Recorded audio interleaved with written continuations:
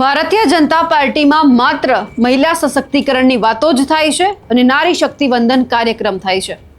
આ વાત અમે એટલા માટે કરી રહ્યા છીએ કારણ કે સ્થાનિક સ્વરાજ્યની ચૂંટણી હમણાં જ ગઈ। સવાલ એ ઊભો થયો કે અહીંયા ઘણી બધી મહિલાઓ ચૂંટાઈને આવી, સભ્ય પણ બની, પણ સવાલ એ થઈ રહ્યો છે કે આજે પણ શાસન તો તેમના પતિઓ જ કરે છે અને કાર્યવાહી તો કોઈ બીજી થતી નથી।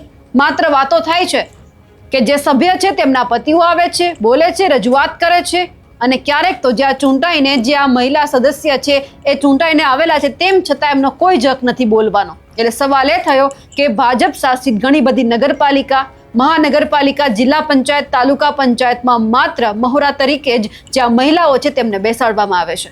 નમસ્કાર, આપ જોઈ રહ્યા છો નિર્ભય ન્યૂઝ અને હું છું આપની સાથે રિદ્ધિ। ગુજરાતમાં જ્યારે ચૂંટણી આવે છે ત્યારે સવાલ એ થાય છે કે જ્યારે મહિલાઓને ટિકિટ આપવામાં આવે છે ત્યારે દબાણ કોણ ઊભું કરે છે કે અમને ટિકિટ જોઈએ છે।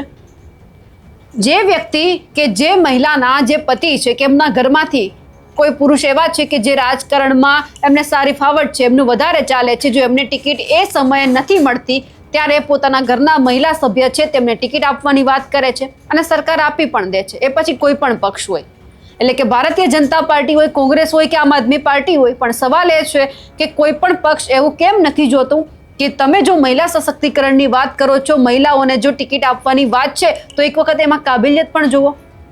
માન્યું કે બધી જ મહિલા કાબિલિયત તારીફ છે કે એમને બધું જ આવડે છે, તો પછી એમના પતિ કે એમના ઘરના સભ્ય કેમ આવે છે કોઈ પણ બેઠક હોય છે, કોઈ પણ સભા હોય છે એમાં?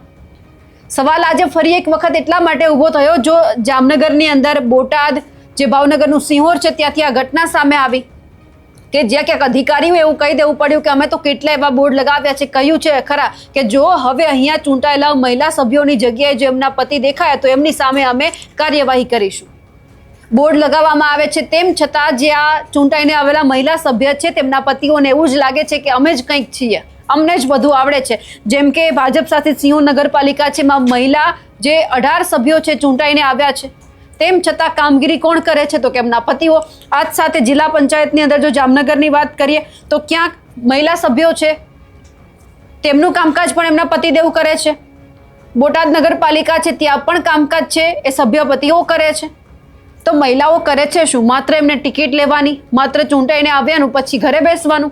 ચાલો લઈને પણ તમે આવ્યા કોઈ પણ સભાની અંદર, પણ સવાલ એ છે કે તમે એમને કામ કરવા દો છો? આજે સવાલ જે સત્તા પક્ષ છે તેમની સામે પણ ઊભો થયો છે કે માત્ર મહિલા સશક્તિકરણની વાતો વચ્ચે જો તમે આ દાખલા જોયા છે તો એક વખત તમે કાર્યવાહી કરાવો। જો તમે એવું કહી દો છો કે મહિલા બધું જ કરી શકે છે તો પછી સામાન્ય સભામાં બોલવાનો અધિકાર કેમ નથી? શું એમને નહીં ખબર હોય કે એમના મત વિસ્તારની અંદર શું શું સમસ્યા છે? એ નહીં જાણતા હોય? એમને નહીં ખબર હોય કે એમના લોકોને શું ઘટે છે, તમારે શું રજૂઆત કરવાની છે? માત્ર એમના પતિઓને જ ખબર હશે।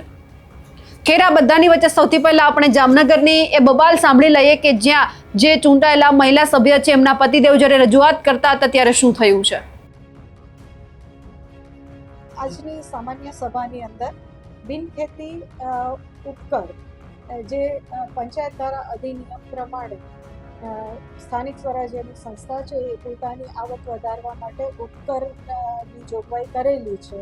એ ઉપકર પ્રતિ રૂપિયે 300 પૈસા સુધી વધારી શકે છે અને આ જ બાબતે જે ઉપકર વધારવાની વાત છે એ આજના ઠરાવમાં અમે લીધેલી છે, જેમાં પ્રતિ રૂપિયે 150 પૈસા સુધીનો ઉપકર ઉઘરાવવો એ આજના સામાન્ય સભાના ઠરાવથી 5 વર્ષ સુધી ઉઘરાવી શકાય એ પ્રકારની મંજૂરી મેળવવા માટેનો ઠરાવ છે એ આજની સામાન્ય સભામાં કરેલો છે, જે આગળ પર સરકારશ્રીમાં રજૂ કરવામાં આવશે અને ત્યાંથી બહાલી મળીએ પછી અમે આ પ્રકારે ઉપકર ઉઘરાવી શકીએ છીએ।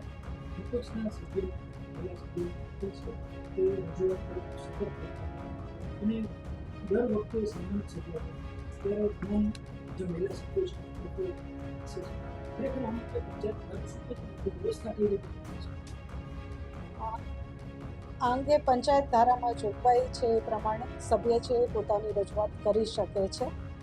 કેટલાક કિસ્સાઓમાં આપણા ત્યાં એવું જોવા મળે છે કે સામાન્ય રીતે મહિલા સદસ્ય હોય ત્યારે ક્યારેક પતિ છે એ રજૂઆત કરે છે, પણ આજે રોજ અમે એક પરિપત્ર જ બહાર પાડીએ છીએ, જેથી જે સરકારશ્રીનો અભિગમ છે કે મહિલા સશક્તિકરણ માટે આ જે જોગવાઈ છે, તો દરેક સભ્ય છે, મહિલા સભ્ય છે એ પણ એક્ટિવ રહે અને જે પણ રજૂઆતો હોય, પ્રજાજનોની રજૂઆતો હોય છે અથવા તો કોઈ પણ વહીવટી બાબતની રજૂઆત હોય તો એ તમામ સભ્ય પોતે જાતે જ કરે, એ પ્રકારનો પરિપત્ર આજરોજ અમે બહાર પાડી રહ્યા છીએ.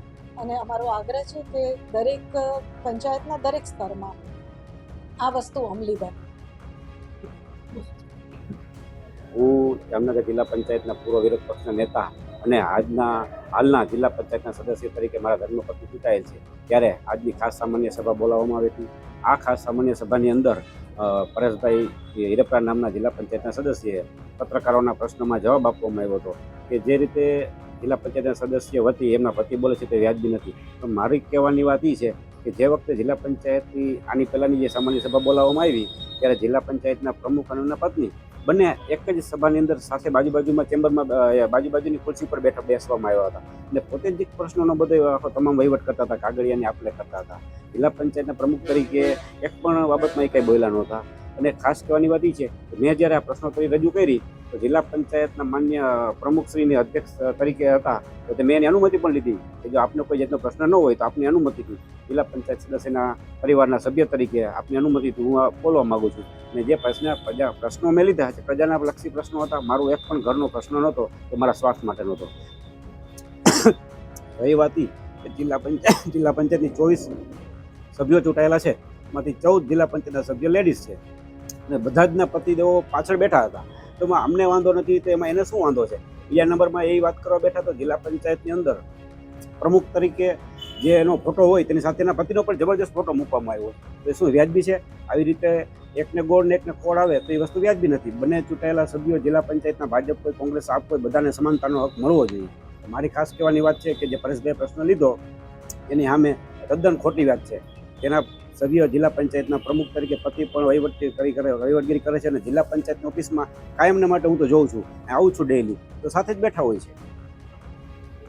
આપણી મોટી બહેની હવે લેખિતમાં જવાબ આપ્યો છે. તમારી પાસે જવાબ માંગ્યો છે. આ તો આપણો સમય બદલવાની વાત છે. ભાઈ જેમ સુધી વાત સાચી છે. અત્યાર સુધીમાં 3 માસથી આપણી જિલ્લા પંચાયતની ચૂંટણી થઈ અને ચોથી ખાસ સામાન્ય સભા આવી.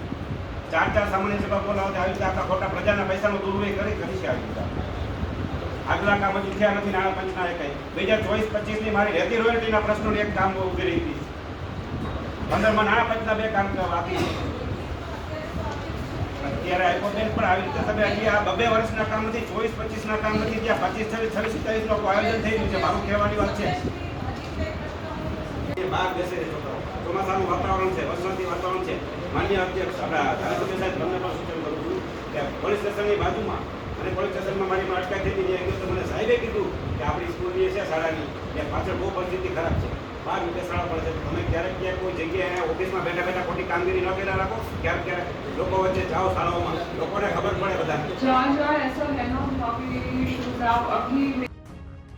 તમે જામનગરમાં પણ સાંભળ્યું, પણ સાથે સાથે હવે બોટાદની પણ વાત કરીએ. બોટાદમાં પણ કંઈક આવી જ પરિસ્થિતિ છે. તો ભાવનગરના સિહોરમાં પણ આ જ પરિસ્થિતિ છે. ભાવનગરનું જે સિહોર છે ત્યાં તો હવે અપક્ષ ઉમેદવાર જે જીતાઈને આવ્યા હતા તેવું હવે સવાલ ઉઠાવી રહ્યા છે કે કરોડોનું નુકસાન થઈ રહ્યું છે. કેમ?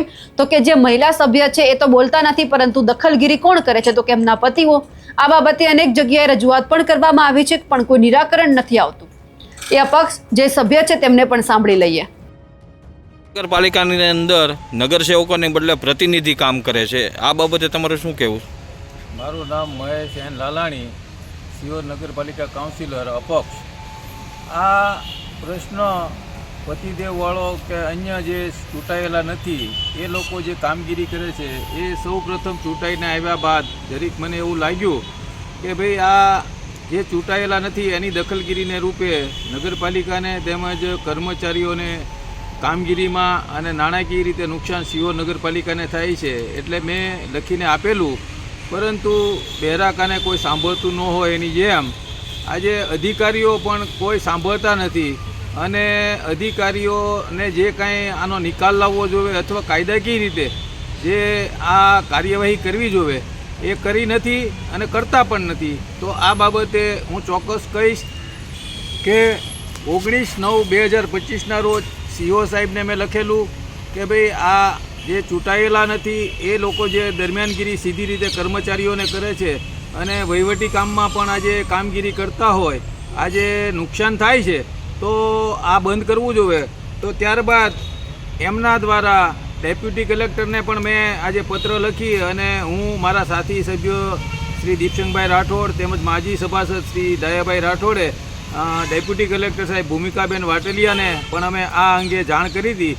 એમના દ્વારા આરસીએમ સાહેબને લખેલું છે, જેના દ્વારા એમના તરફથી શિહોર નગરપાલિકાને આજે પત્ર કરી અને આ વ્યવસ્થા જે થાય છે એ બંધ કરવા માટે થઈને જણાવેલ.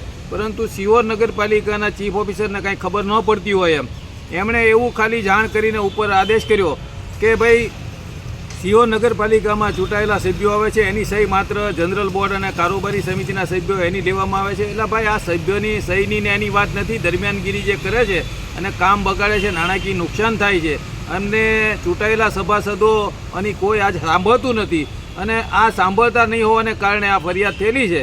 તો અવારનવાર આ મીડિયામાં આવે છે, પેપરમાં આવે છે, ન્યૂઝપેપરમાં, તેમ છતાં આ બેરાકાને આ અધિકારીઓ કાં તો બીતા હોય અને કાં તો ઉપરથી આજે સૂચના હોય કે ભાઈ ગમે તે રજૂઆત કરે, પરંતુ જે ચાલે છે એમ ચાલવા દેવું. તો આ કાયદાકીય જોગવાઈ નથી. લોકપ્રતિનિધિત્વ ધારામાં પણ આ પ્રતિનિધિની કોઈ જોગવાઈ નથી.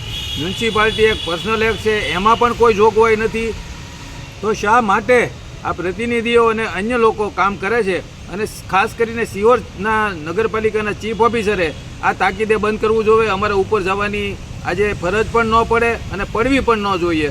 તો શિહોર નગરપાલિકાના ચીફ ઓફિસર પણ આ અંગે કશું કરતા નથી. શું તમારા વિસ્તારમાં પણ આ જ સમસ્યા છે? તમારા વિસ્તારમાં તમારા પ્રતિનિધિ એક મહિલા છે પરંતુ બોલે છે તો કે એમના પતિ. તમારે રજૂઆત કરવા ક્યાં જવી પડે છે? તો કે જ્યાં મહિલા પ્રતિનિધિ તમારા છે એમના તમારે પતિને રજૂઆત કરવી પડે છે. તો કમેન્ટ કરીને ચોક્કસથી જણાવજો. સાથે જ અમારી નિર્ભય ન્યૂઝ ચેનલને લાઇક, શેર અને સબસ્ક્રાઇબ કરવાનું ભૂલશો નહીં. નમસ્કાર.